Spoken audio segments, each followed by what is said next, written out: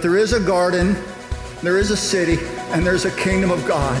And it is beautiful, and he is bringing it right now into our midst.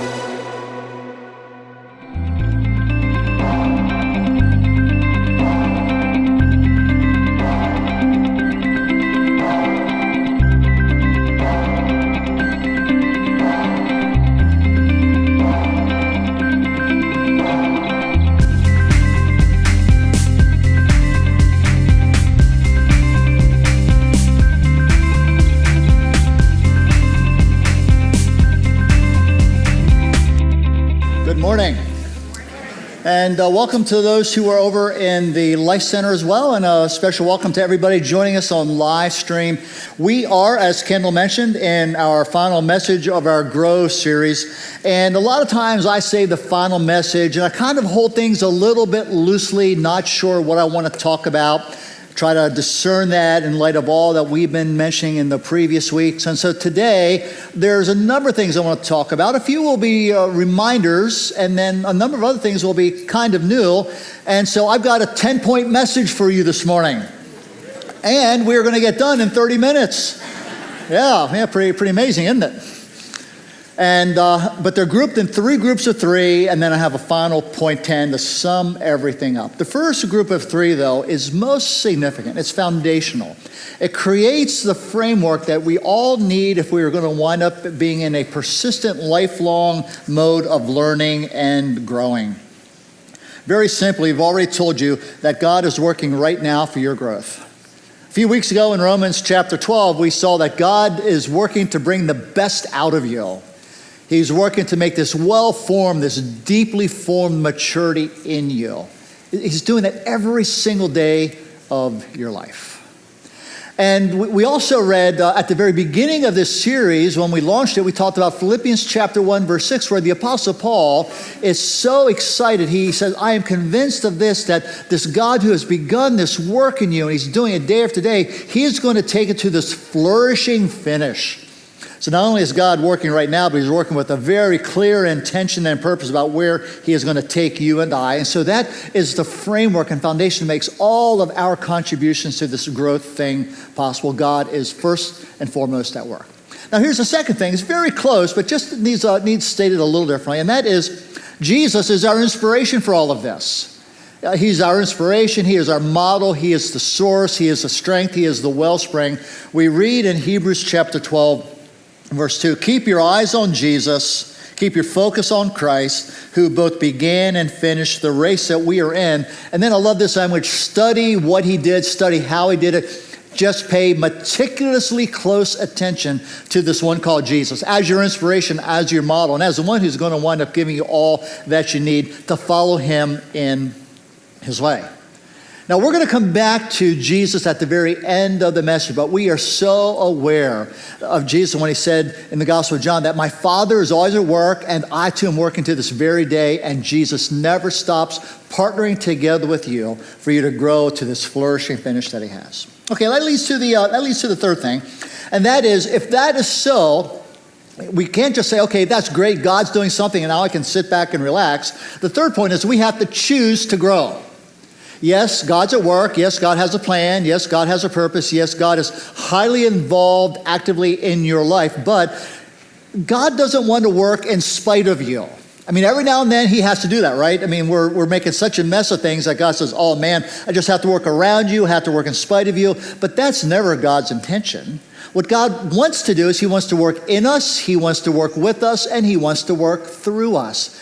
And nowhere, I believe, is that more strikingly evident than in this whole thing called growth. God wants to work together with you and I for these growth processes that he wants to unleash in our lives. Now, there's two passages from the Apostle Paul that are really striking. In those passages, what Paul's going to wind up doing is he's going to weave together in this cohesive chemistry two things that sometimes we think are really incompatible. We think they're in conflict. We think there's some tension between them. And for Paul, there's no tension whatsoever. So let me read you these two passages, and then I'll make a comment or two about them. In 1 Corinthians chapter 15, Paul says, by the grace of God, I am what I am, and his grace toward me was not in vain. Oh man, it was powerful. It was effective. Now he goes on, though, and says something unexpected. On the contrary, I worked harder than any of them, referring to other people that were in the ministry. Though it was not I, but the grace of God that is with me. Paul's joining together two things that we might not have expected in the passage. Listen to how he says it in Philippians chapter 2. What I'm getting at, friends, is this. You should simply keep on doing what you've been doing from the beginning. Keep it up. Better yet, redouble your efforts. Be energetic in your life of salvation, reverent and sensitive before God. That energy is God's energy, an energy deep within you, God himself willing and working at what will give him the most pleasure. Look, for Paul, grace is not in tension with you and I having a partnering, responsive energy to what God's grace is doing in our lives. God's grace is at work. His mercy is at work. He's there doing some really good stuff. And God says, and I want you to cooperate, to partner, respond, join in with this work that I'm doing inside of you. And Paul had that. I mean, Paul was the preeminent teacher of grace. He's the one that helped us understand more than anybody else how unconditional is the beautiful love of God. It's unconditional for you every day of your life. But Paul also understood that this grace, this love, mercy of God is a transforming work. And what it does is it empowers all that you and I will do. And that's exactly what his grace does. It changes us from the inside out. It gives us capacities that we didn't have. And some of those capacities are to cooperate together with what God is doing. And so therefore, we must choose to grow. Man, the Bible is always talking about you and I making choices, making good choices, and hopefully not bad choices. In the early chapter of Genesis, God is saying to Adam and Eve, hey, there are two different trees. I want you to choose this tree, and I want you to avoid this other tree. There was a choice set before them. They didn't listen. Many, many long years after that, the people of God have been in Egyptian captivity. They've escaped from Egypt by God's miraculous power. They've come to the promised land. They've been wandering for 40 years, and there's going to be a new person to take them into this promised land. And this person, Joshua, says to this, God says through Joshua, you got two choices. Choose life or choose death. Choose my way, choose to be followers of my way, or choose to follow the ways of the land into which you're going. But they're really bad ways. But if you choose my ways, you choose life. If you choose those ways, you choose death. Make a choice. Make the good choice. Jesus picks up that language as well in the Sermon on the Mount. He talks about there are two different roads. There are two different ways. There's a broad way. Lots of people are on it. Seems pretty easy. There's a more narrow way that seems a little more challenging. Fewer people are walking it. And Jesus says, come follow me on this harder but much better way. Choices. Isn't that what was memorialized in probably the most famous American poetry? Two roads diverged in a wood, and I chose the one less traveled by. Two roads. One's pretty broad going through the woods, looks pretty inviting. And there's another that it twists and turns. It looks a little more challenging, could be a little risky walking that road. I had an option, and I chose this harder, more difficult road. And the last line of the poem says, and I had made the right choice. I know I'm getting a little older. The Matrix came out in 1999. 20 years ago. Now, maybe some of you aren't familiar with The Matrix. How sad. But it's a brilliant movie. And in this movie, there's this make-believe world that people are living in. They don't even know it's a make-believe world. And then there's the real world. And Morpheus is the person who understands what the real world is, and he knows how to navigate this thing called the Matrix, which is the illusionary world. And Morpheus is having a conversation with Neo, who's been just realizing that there's like a splinter in his brain. Something doesn't feel right with the world. And Morpheus is having a conversation saying, this is what reality is all about. And he says, there are two pills. There is the blue pill, and there is the red pill. You take the blue pill, and the story ends, and you wake up in your bed, and the illusionary world of the Matrix, and you can just believe whatever you want to believe. That's the blue pill. But you take the red pill, and you stay in Wonderland, and I show you just how deep the rabbit hole goes. Remember, all I'm offering is the truth. I mean, the world comes out and says, hey, take the blue pill and live in this illusionary matrix, and you can believe whatever you want. And Jesus comes on and says, oh, but here's a red pill. And I'll tell you what, it's going to take you really deep down into the holes of the world, but all I'm offering is truth. choose the right one. I mean, we understand this thing called choice. Choice is always before us. We can choose the right choice because God is at work and he'll do whatever he needs to for you not to make the right choice and to follow through with that. That's the three foundational truths. Now, I want to move on to some more practical things, numbers 4, 5, and 6. I'm going to spend a little bit more time talking about those, and then we'll get to the final three. I'm just going to give them a short little honorable mention. But here's number 4, and that is have the long view in mind. Now, there's a quote we're going to put up on the screens for you. I want you to read this and follow along with me. I'll make a couple of comments about it as it's up there. This comes from Nietzsche. Nietzsche was one of the premier atheists of history. What's very interesting is Nietzsche did not start out an atheist. He grew up in a Lutheran home. His dad was a Lutheran pastor. And so even though Nietzsche wound up repudiating Christianity, actually scoffing at what he thought was a very weak way of life in the world, he never really was able to get past some of the deep worldview thinking that is inherent in Christianity. And we see that he couldn't escape it in this particular statement we're going to take a look at right now. So Nietzsche says the essential thing in heaven and earth, the most important thing, the most valuable thing, the bottom line thing is that there should be a long obedience in the same direction.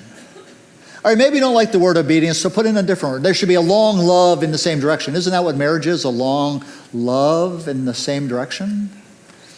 Put in a different word. Put in the word faith. There should be a long faith in the same direction. Isn't that what it means to be a parent? You just have to have faith that all the love and labor and energy and mistakes and failures and restarts and that somehow it's going to work out okay in the end for your kids. There's a long faith in the same direction, the long hope in the same direction, the long trust in the same direction, the long kindness in the same direction, along whatever you want to put in there. But obedience is actually a pretty good word. The essential thing in all of life is that there be a long obedience in the same direction. And this has always resulted in the long run in something which has made life worth living. Man, listen, when it comes to growth, instant gratification is not your friend. It is a long obedience in the same direction. It doesn't happen quickly. In fact, nothing that really matters in life happens quickly. Now, I think a lot of you know, I'm kind of a native York counter. I'm a York suburban boy. I grew up just right down the road in Yorkshire. And if you're familiar at all with the East End, you know that there's a really a nice boulevard called Eastern Boulevard. And when we moved into Yorkshire in the early 1960s, Eastern Boulevard was down there, had been there for a long time, had this like stately, majestic oak trees lining the boulevard. And it was just kind of fun to drive down the boulevard. It felt very, very cool. Well, so up where we were, they were putting another road in called Kingston Road. A lot of you know Kingston Road, but when we moved in there, most of Kingston Road did not exist. There were farmer fields there. But slowly, year by year, they would put in another street, and they extended Kingston Road. And they must have had Eastern Boulevard in mind, the stately trees. And so what they did is they planted trees along Kingston Road, hoping to create the same impact. But instead of planting oak trees, which take a long time to grow, they planted poplar trees, which grow very, very fast. And sure enough, within a couple of years of this new street, there were these really big trees, and they were just looking nice, and they're giving shade. But here's what we found out just a couple years after that poplar trees grow so fast, but they grow weak. Their wood is very, very soft, and so therefore, we'd have these windstorms that come along, and the next thing you know, this big, beautiful limb has been knocked off because it wasn't strong enough to be sustained in the stuff of life. You know, sometimes we want to rush growth quicker than we can. We need to have the long view in mind. Anything that is worthwhile in life, you need a long obedience in the same direction. For marriage, take the long view. For family, take the long view.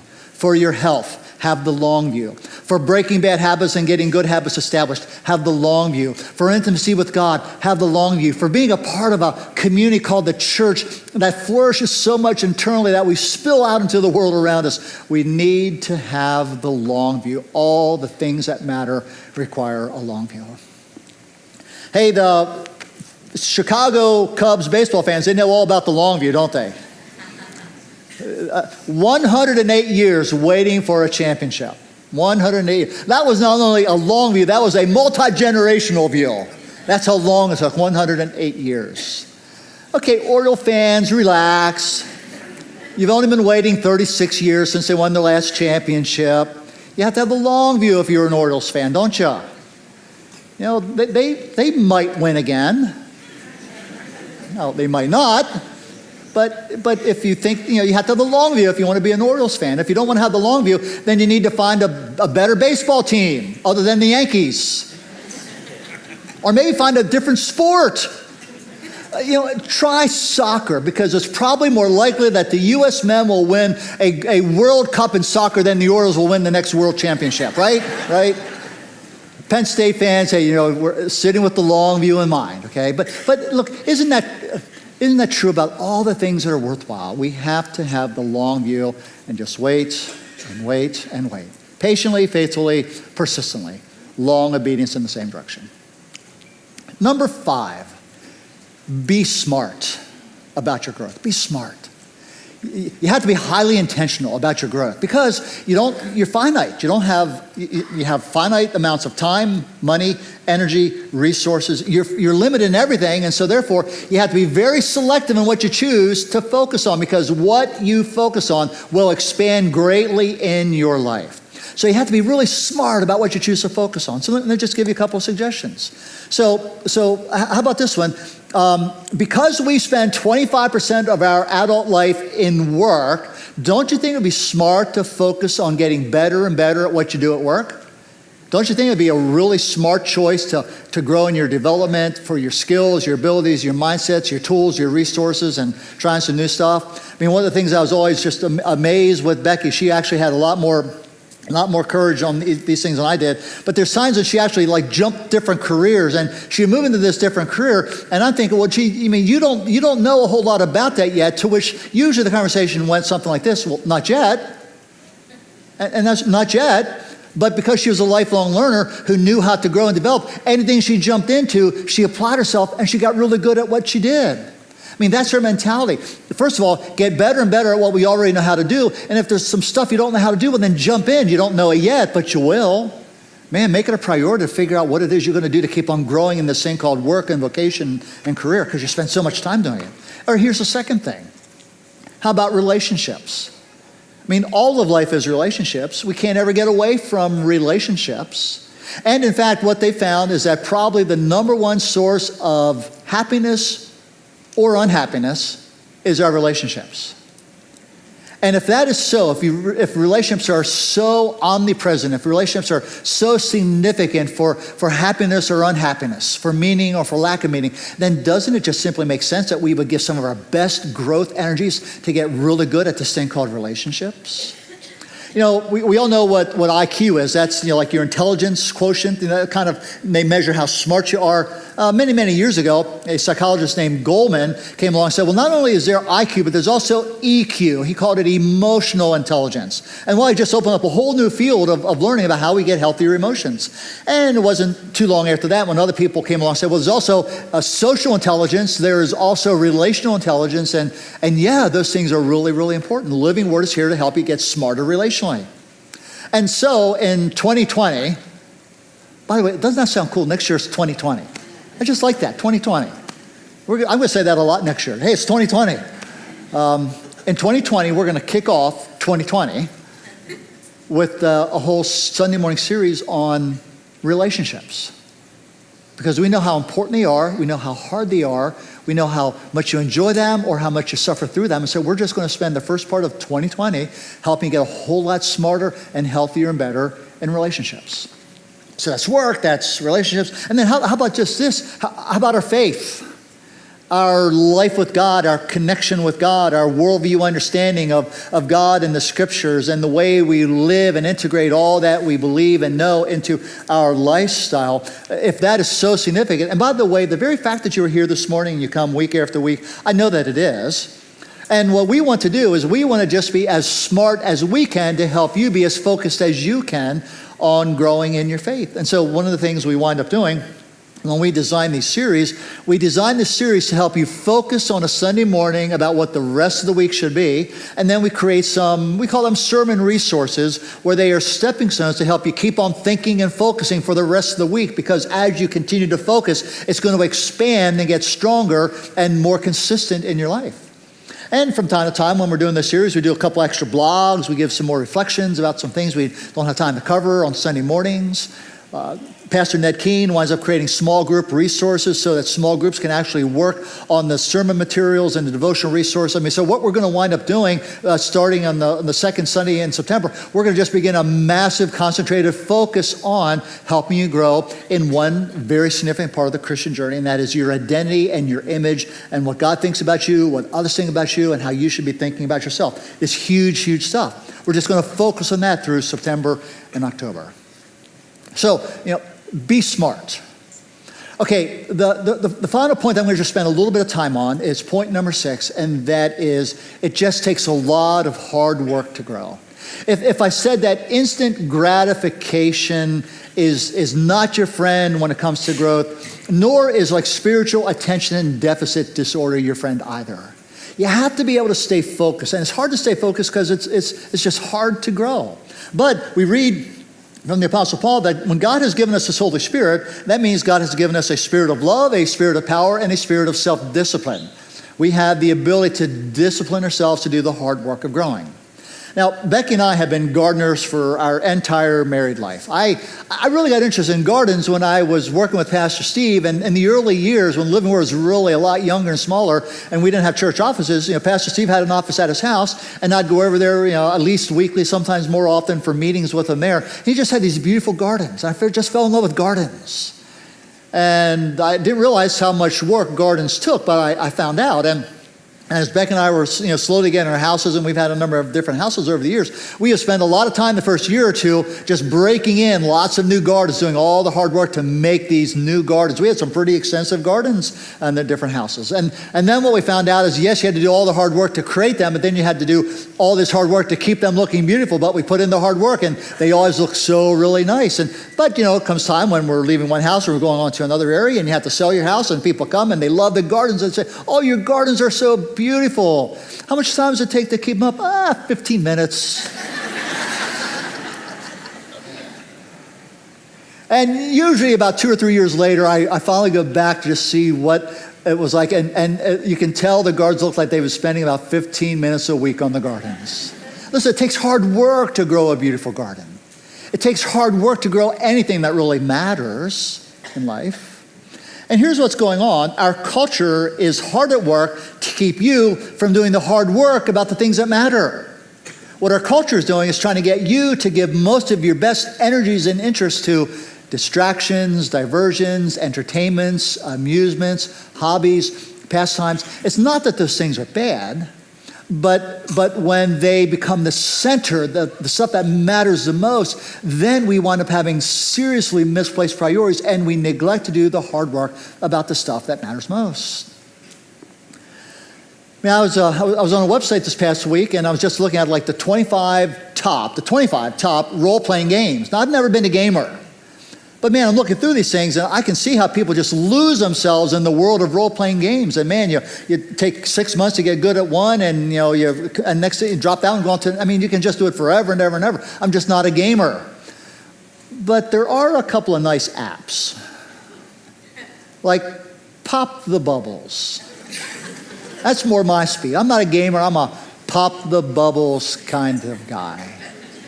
Do you know how easy it is for me to spend time popping the bubbles? And right now I'm stuck on level 537.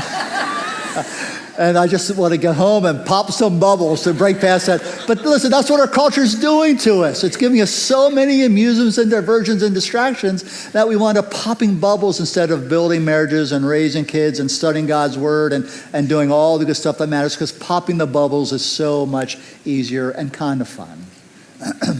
Okay, now comes the hard part of the sermon. And I need your real close attention. There's a book called Amusing Ourselves to Death. And it was written about 25 years ago. And in this book, he is talking about two previous writers that I bet a bunch of you might have read these writers in either high school or college. One was Orwell, who wrote the book 1984. The other is Huxley, who wrote the book Brave New World. Those books were written in the 70s, and they were predicting a bad future not only for our nation but for the world. Instead of looking at a utopia coming our way, where it's going to be this beautiful paradise, they're looking at this dystopia where life was going to be very, very difficult and hard. But they had two radically different visions of what a bad future would look like. Now, here's where you got to focus pretty close attention, but I'll try and read this so it is pretty accessible. Orwell of 1984, what he was afraid of in the future was those people who would ban books. What Huxley was afraid of is there would be no reason to ban a book because nobody would bother to read them anymore. Orwell was afraid of those people in power who would deprive us of information. Huxley was afraid of those people in power who would give us so much information we'd be overloaded and reduced to passivity. Orwell feared that the truth would be concealed from us. Huxley was more concerned that the truth would be drowned in a sea of irrelevant pop the bubbles. Orwell feared that we would become a captive, enslaved culture. Huxley was afraid that we would become a trivial culture. Orwell believed that in the future, people would be controlled by those who had the power to inflict pain upon us. We would acquiesce.